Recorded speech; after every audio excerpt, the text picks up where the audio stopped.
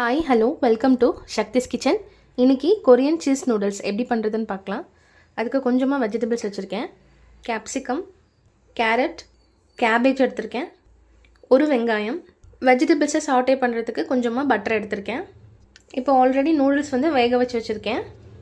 இப்போ ஒரு ஃப்ரை பேனில் வெஜிடபிள்ஸ் எல்லாத்தையுமே நம்ம சாட்டே பண்ணிக்கலாம். இதில் இப்போது நான் பட்டர் சேர்த்துக்கிறேன்.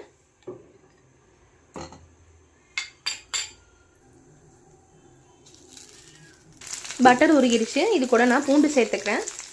இப்போது நறுக்கின வெங்காயம், கொஞ்சமாக சால்ட், சில்லி ஃப்ளேக்ஸ். இப்போது வெஜிடபிள்ஸ் எல்லாமே நான் சேர்த்துக்கிறேன்.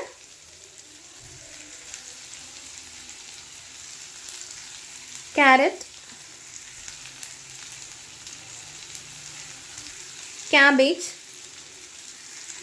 இப்போ ஒரு 5 நிமிஷத்துக்கு இதோட பச்சை ஸ்மெல் போகிற வரைக்கும் நல்லா நான் சாட்டே பண்ணிக்கிறேன்.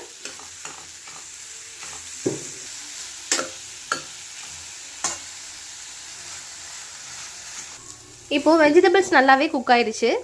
இதை ஒரு மிக்சிங் பவுலில் மாற்றிடலாம். இப்போ ஒரு மிக்சிங் பவுலில் சோயா சாஸ் சேர்த்துக்கிறேன்.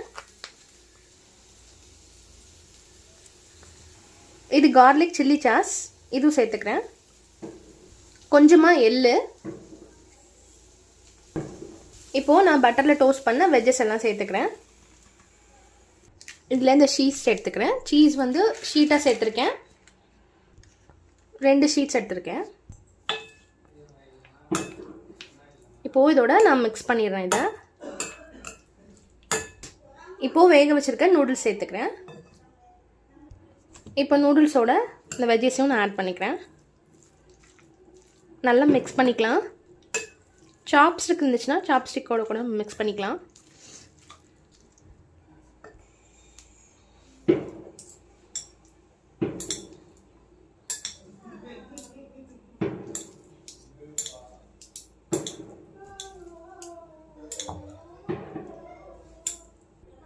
அவ்வளோதான், கொரியன் சீஸ் நூடுல்ஸ் ரெடி.